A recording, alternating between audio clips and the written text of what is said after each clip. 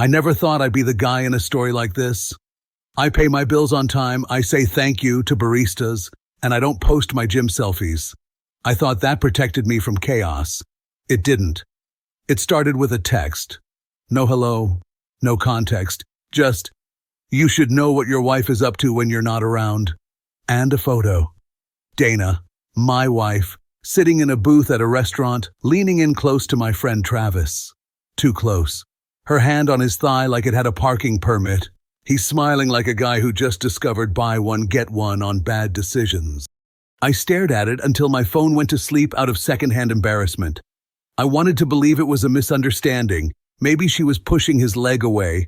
Maybe the angle was weird. Maybe the universe had a glitch. My brain tried every excuse it could download in 30 seconds. None of them came with warranty. I didn't respond to the text. I scrolled instead. Recent photos, old messages, the calendar. Dana had been out with the girls twice last week, which would be normal, except these girls apparently had the same ringtone as Travis, the same restaurant taste as Travis, and the same cologne as... Okay, I'm being petty, but you get it. By the time Dana came home, I'd rehearsed my lines like a nervous understudy. The door opened. She walked in with a bright smile that said, "Everything's fine," and an aura that said, "Don't ask questions." "Hey," she said, hanging up her coat. "You'll never believe how crazy the traffic was." "Oh?" I held up my phone. "Crazier than this?" She looked. She froze for half a second, like Windows 98, and then rebooted into high-speed indignation. "Are you serious?" she said. "This is garbage. Someone is trying to mess with us, with me, with you, with who even sent that?" "I don't know," I said, "but their camera work is decent." "It's a bad angle," she shot back. "He was telling a joke." I laughed. "Sorry for having a sense of humor. Your hand was on his thigh." She blinked. "Oh my God, Troy. Are we policing body language now?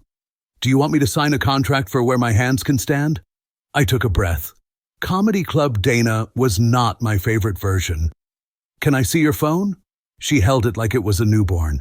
"Wow. You really don't trust me, Dana? Come on." "Oh, I get it," she said, crossing her arms. "You're going full detective now. Should I read you your rights? You have the right to remain insecure. You're deflecting, and you're accusing me of something I didn't do. Over a picture. From who? Some random hater? Travis and I are friends. Your friend, remember?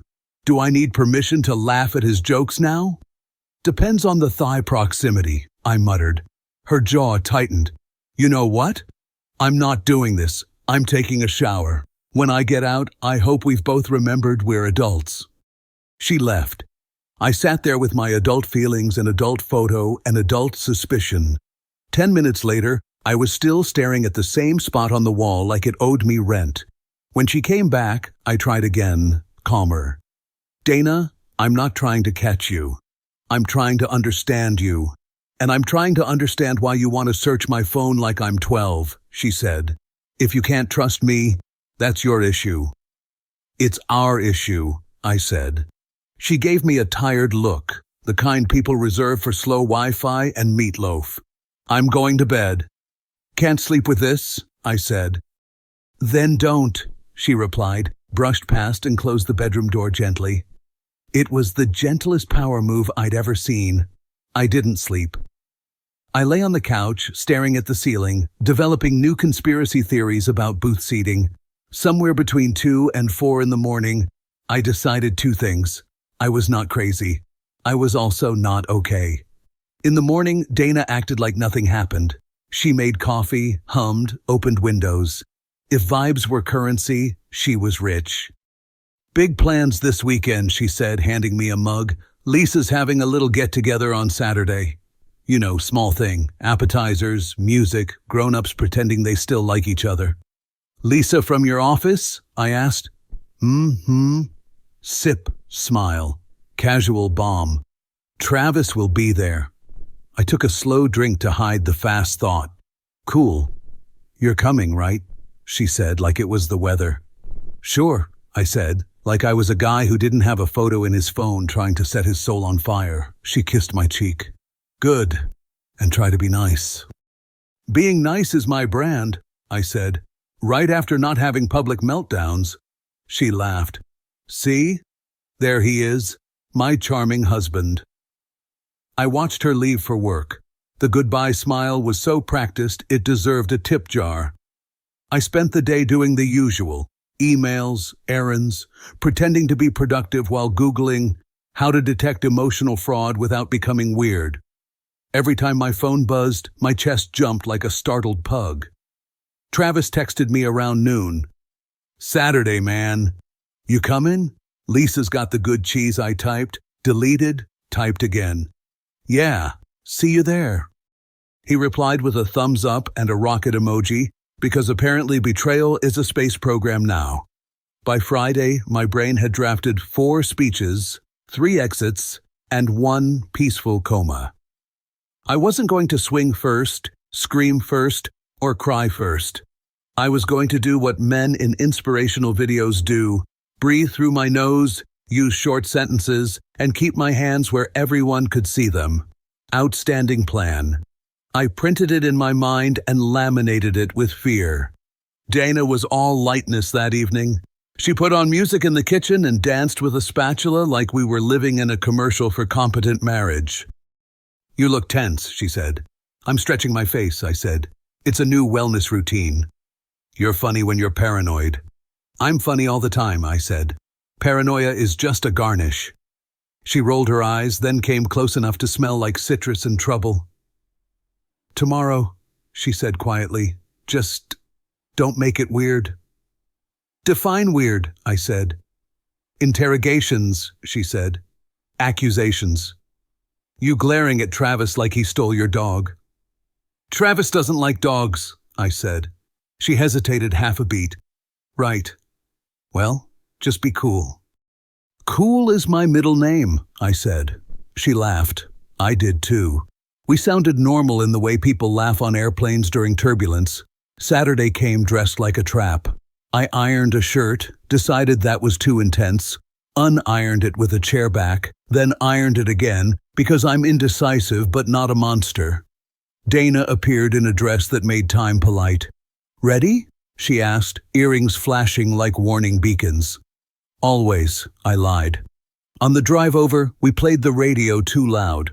It covered the silence and also my heartbeat, which had switched to drum and bass. Lisa's place was already chattering when we walked in. Warm lights, cold drinks, music at that aggressive, we're fun volume. People smiled, people hugged, people said things like, you guys, which is a phrase that means everything and nothing. Dana, someone called from across the room. Dana's face lit up. She squeezed my hand and slipped away into a small crowd that welcomed her like a headline. I found the drink table and made a sensible choice. Sparkling water, because I wanted a clear head and strong exits. Then I saw him, Travis, stationed near the kitchen archway like a human potted plant, laughing at something a guy said while holding a beer in a way that suggested he'd paid for it emotionally. He spotted me and gave a nod so casual it almost fell off his face. Troy, dude, he said, walking over. How you been, man? Oh, you know, I said. Loving life, paying taxes, buying fruit I don't eat. He laughed. Classic. Hey, glad you made it. Lisa's in peak hostess mode. There's even tiny quiches, like really tiny. Thanks for the tip, I said. He leaned in a little. We good? I blinked. Are we not good? Nah, we're good, he said quickly. Just, group dynamics. People talk, I ignore it. You should too. What are they talking about? I asked. Travis waved it off with an airy hand. You know how people are. They get bored. They invent episodes. Next week, they'll move on to someone else. Episodes, I said. Right. Anyway, he said, spotting someone behind me. I gotta say hi to... Oh, there's Dana. He lifted his chin and smiled. She looks great, huh? Yep, I said, and took a calm sip of my aggressively bubbly water. He vanished into the room's churn. I stood there breathing, pretending to read a label on a bottle of artisanal soda like it contained spoilers for my future. For the next half hour, I floated. I laughed at a joke about someone's dog, nodded at an opinion about streaming services, and smiled at a guy who mixed up my name with Troy's from high school football, even though I didn't go to his high school and barely understand football. Survival mode activated. Then it happened. Dana and Travis in the same frame. She was laughing at something he said, touching his arm in that casual way that isn't casual at all, and leaning in so close a houseplant got uncomfortable. I felt still. Not hot or cold, just still. Like the inside of an elevator between floors. A couple near me whispered. I couldn't hear the words, but I know pity when I see it. It looks like eyebrows that rise and then fall like a sad roller coaster. I set my drink down. The glass made a sound that felt louder than it should have. My heart didn't speed up. It focused. I walked over, not fast, not slow. Just a pace you use when the thing you were avoiding meets you halfway. Hey, I said. Dana turned with a bright, party-approved smile. Hey, you? You met the Quiches? I've met all 12, I said. We're engaged. Travis chuckled carefully. Man, you're funny. Working on my tight 5, I said.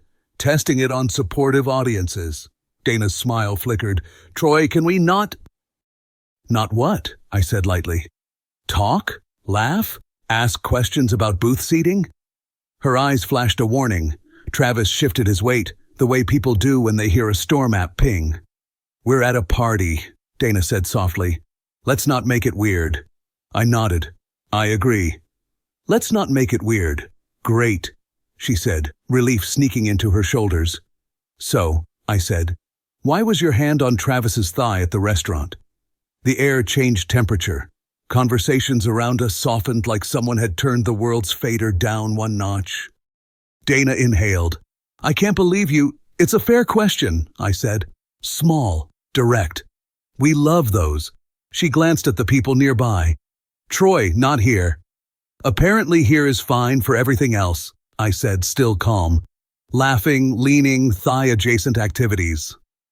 Travis tried to smile. Hey man, we're all friends here. We're not all the same kind of friends, I said. Someone coughed. Somewhere, a tiny quiche lost faith in humanity. Dana stepped closer, voice low. Can we talk outside? Sure, I said. But answer me one thing first. Did I imagine this? I lifted my phone. The photo wasn't on the screen, but the implication was. Her eyes flicked to the black glass anyway. Her jaw clenched. You're making a scene. No, I said evenly. I'm asking for honesty. Her cheeks colored. You want a scene? She said suddenly, too loud by 2 decibels. Fine. Outside, Dana hissed. Now. I nodded once and walked toward the back patio doors. The crowd opened like a polite sea. I stepped out into cooler air, the kind that tells the truth. Dana followed. The door clicked shut behind us, leaving the party to repair itself with more music. She crossed her arms tight. Are you happy now? No, I said. I'll be happy when we stop pretending. She stared at me, hurt and anger wrestling on her face. It wasn't what you think. Then tell me what it was, I said. Use small words. I like small words tonight. We're friends, she said. We were talking. He told a joke. I laughed. I leaned in. That's the entire plot. And your hand? My hand, she said. Made a mistake. Are we going to court over my hand? We might, I said. Depending on where it keeps traveling. She groaned. You're impossible. I prefer consistent, I said. Did anything happen? Yes or no? Silence. 10 seconds. 15. Dana. She looked down. I didn't plan anything. It just happened. That's a yes, I said. It's not. She stopped, tried again. I'm not proud of it. I was upset. You've been distant, we've been distant, and he was convenient, I said. She flinched. He listens. I listen, I said. I'm listening right now. I don't like the playlist. Troy, please, she said, voice softening. We can talk. We can fix this. Just don't turn it into a disaster. I nodded toward the living room where bodies moved behind the glass. Too late. Then help me, she said. Promise me you won't humiliate me in front of everyone. I didn't slap you, I said. I asked a question. Her eyes flashed again. You backed me into a corner. You built the corner, I said. I just found the map. We stood there breathing. Music thumped through double-paned glass like a heartbeat we didn't share. Finally, I said, we're going back in. We're going to be civil. After that, we're going to have a real conversation, not the kind with jokes, the kind with consequences. She swallowed. Okay. I opened the door. We stepped back inside, into the heat and the light, and 100 eyes pretending not to look. Travis stood near the hallway trying to be a lamp. He failed. People drifted, the way people do when social gravity breaks. I lifted my glass again. Water. I needed it like oxygen. I took a sip, set it down, and drew a line in my chest I promised not to cross. If this night was going to end badly, it wasn't going to be because I lost my mind. It would be because the truth finally showed up with terrible timing. The party was buzzing, and not in the good way. You could feel it under the music, in the way people looked at me for half a second too long before glancing away. That's the thing about suspicion. It's contagious. Dana was in full performance mode, smiling, laughing, making her little rounds like she was running for office. Meanwhile, I was standing with my soda water like a guy auditioning for most boring man alive. I tried talking with a couple of people. One guy explained his new diet to me in detail. No carbs, just vibes, he said. I nodded like he'd solved world hunger. Another girl asked if Dana and I were doing okay. That's when I knew, yeah, people were definitely talking. Then I saw it. Dana drifted toward Travis, not by accident, like a magnet. He was leaning against the bar, wearing that smug grin I wanted to knock off with a spoon. Travis, Dana said, too bright. She touched his arm like she was adjusting his sleeve, but let her hand linger just a beat too long. I set my glass down again. This time it made a clunk. People nearby actually turned. I swear even the music got quieter. I walked over. So, I said, having fun? Dana turned with her best innocent smile. Of course. Lisa always throws the best parties. Yeah, I said, glancing at Travis. Quiches, drinks, a live performance of the Betrayal Show. Really great lineup. Travis chuckled nervously. Come on, man. No, seriously, I said. I didn't even buy tickets, and yet here I am. Dana hissed. Troy, stop. Stop what? I asked, keeping my voice light but not soft. Pointing out that you two look like the promo shot for a bad soap opera? Her smile cracked. You're making a scene. Pretty sure the scene started when you grabbed his arm like he was your emotional support, Travis. A couple of guests gasped. Others suddenly found their phones extremely interesting. Dana's jaw tightened. Not here. Why not here? I shot back. Here's where you laughed at his jokes. Here's where you touched him like I don't exist. Here's where everyone gets to watch me look like the world's biggest idiot. So yeah, here works just fine. Travis raised his hands. Look, let's just cool down. Cool down? I snapped. Buddy, you were plenty warm when my wife was leaning all over you. Gasps again. The crowd was fully tuned in now, like a live episode nobody wanted to admit they were watching. Dana's face turned red. Enough. You're embarrassing me. I stared at her. No, Dana. You embarrassed me, repeatedly, in front of everyone. I'm just finally calling it out. And then it happened. Her hand came up fast. Smack, right across my face. The room went dead silent. My cheeks stung, but the sting was nothing compared to the sound echoing in my ears. People froze. Someone whispered, "Oh my God!" Dana's voice trembled as she shouted, "You can't stand that someone actually wants me, that someone treats me better than you ever did." That one landed harder than the slap. I swear I felt it in my stomach. Travis stepped closer, putting a hand on her shoulder like he was auditioning for Hero of the Night. "Maybe you should leave, man." I turned to him slowly. "Excuse me?" He cleared his throat. "It's just, you're kind of ruining the vibe." "Oh, I'm ruining the vibe?" I laughed. "Sorry, I thought the vibe was already ruined when you decided to star in My Marriage, the spin-off." A couple of people snorted before pretending they hadn't. Travis's face shifted from smug to defensive. He squared up like he was ready for something. "Back off." I stepped closer. "Or what?" That's when he shoved me. Not hard, just enough to make my drink spill a little. But in that moment, it was enough. I didn't think. I reacted. I pushed him back, harder. He stumbled into a table, knocking over cups and chips. Gasps turned into shouts. We were suddenly in each other's faces, pushing, grabbing, each trying to look tougher than we actually felt. The crowd half gasped, half cheered, because people are terrible and love drama. Travis swung wild, missed, and I shoved him again. This time he landed against the couch. Donna screamed, "Stop it!" But nobody moved to stop us. They just circled, watching. Finally, I stepped back, hands up. "You done?" I asked, breathing hard. Travis looked like he wanted to say yes, but his pride said no. He lunged again, and we ended up tangled until a couple of guys finally stepped in and pulled us apart. The room was buzzing now, like a hive after someone kicked it.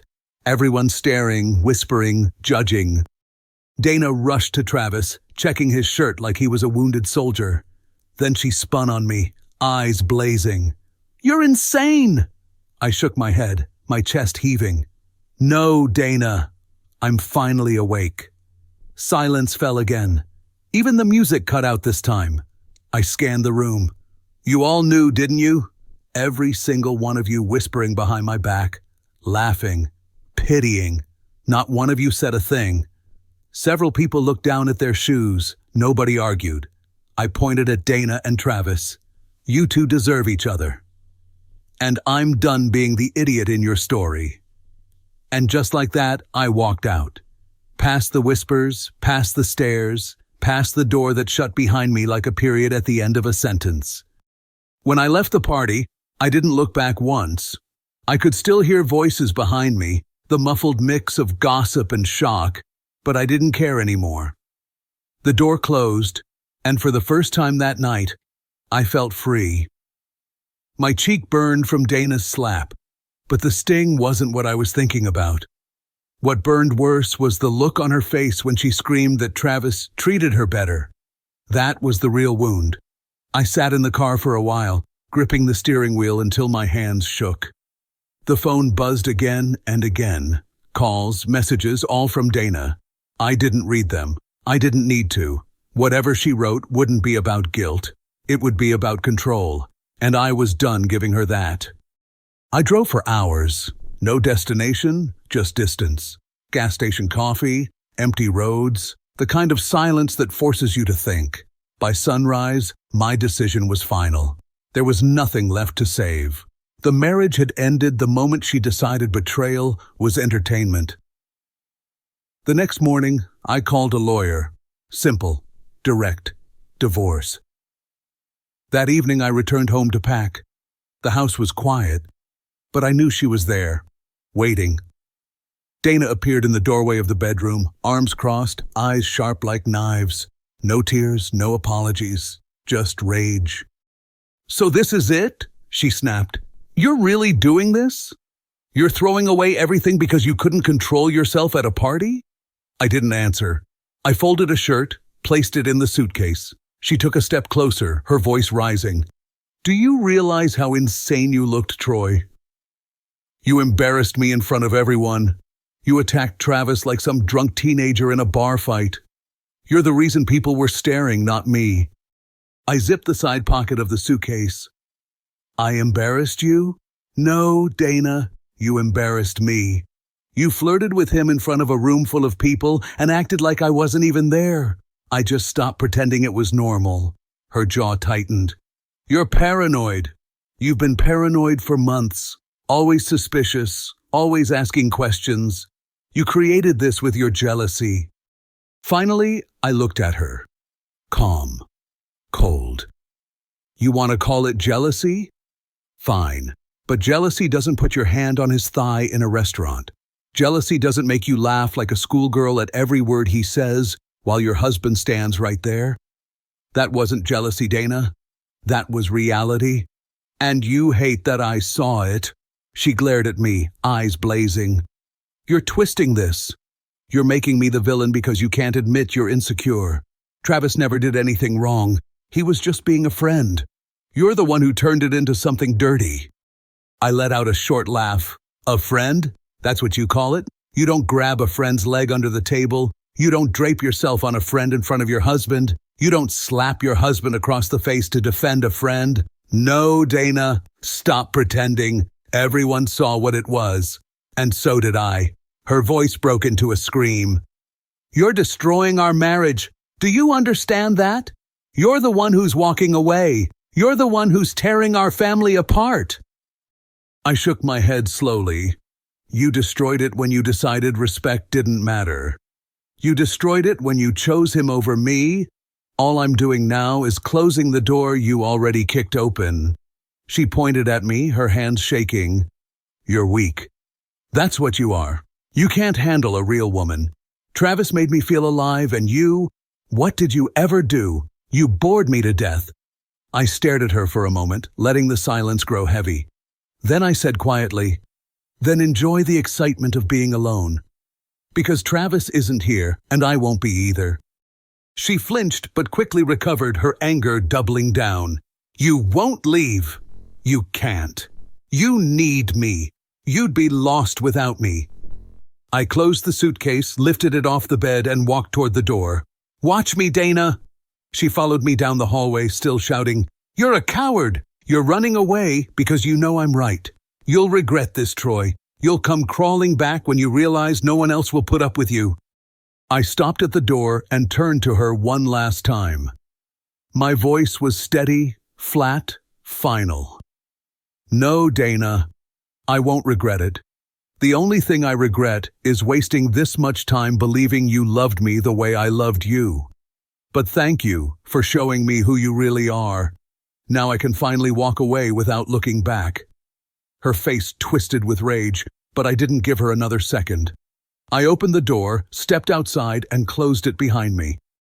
The weeks after were not quiet. She called, she texted, she tried everything.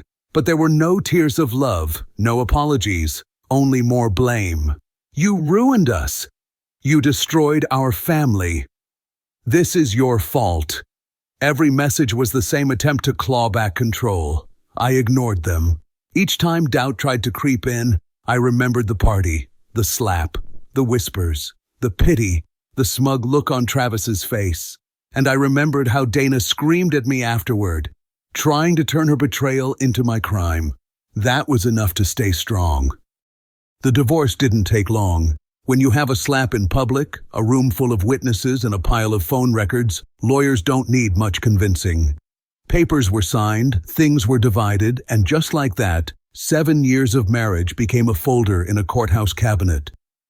Dana fought at first, of course, not with tears, but with the same fire she'd shown that night. She stormed into mediation rooms accusing me of abandoning the family, of being violent, of being unstable. She raised her voice, pointed fingers, tried to flip the story until even her own lawyer looked tired of her. But facts are stubborn, and so was I. I didn't yell back. I didn't argue. I let her burn herself out, while I kept my words sharp and few. In the end, she didn't get what she wanted. She lost more than just the marriage. She lost the ability to spin her version of events. Everyone who was at that party knew the truth, and whispers spread faster than she ever imagined. For weeks after, she tried different strategies: anger, guilt, nostalgia. One night, she even showed up at my new apartment, screaming in the hallway until the neighbors threatened to call the cops. The next week, she sent a text full of old photos and memories, begging me to remember who we were. It was never about love. It was always about control. and I refused to give it back to her.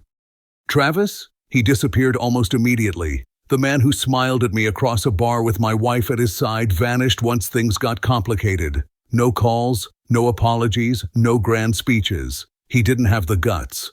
Rumor had it he ghosted Dana completely within weeks of the party. Whatever thrill he'd found in sneaking around with her evaporated when it came with real consequences.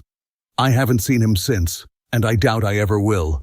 If I do, he'll cross the street before I get close. Dana tried to date after that, but it didn't stick. People knew. Her name was in too many whispered conversations. The confident social butterfly act didn't land the same way anymore. The shine was gone, and the cracks showed through. As for me, life wasn't instantly better. Divorce isn't magic. The first months were rough. Empty apartment, quiet nights, the weight of starting over. But it was honest pain, clean pain, not the constant ache of betrayal. I started running again, joined a weekend basketball group, spent more time with people who actually respected me.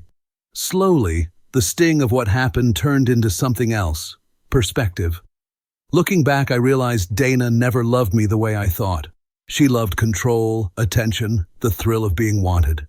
Travis gave her that for a while, and I gave her the stability she could exploit. Once I stopped playing my part, the whole thing collapsed. And me? I came out stronger. Not perfect, not healed overnight, but stronger. Because I finally understood something I should have known from the start. Respect isn't begged for. It isn't bargained. It's demanded. And if someone refuses to give it, you don't argue, you don't plead, you don't stay and hope. You walk away. That's what I did. And no matter how messy it was, no matter how much it hurt, it was the best decision I've ever made. If you felt this story hit hard, drop a like, subscribe for more, and share your thoughts in the comments. Your support keeps Steelheart beating.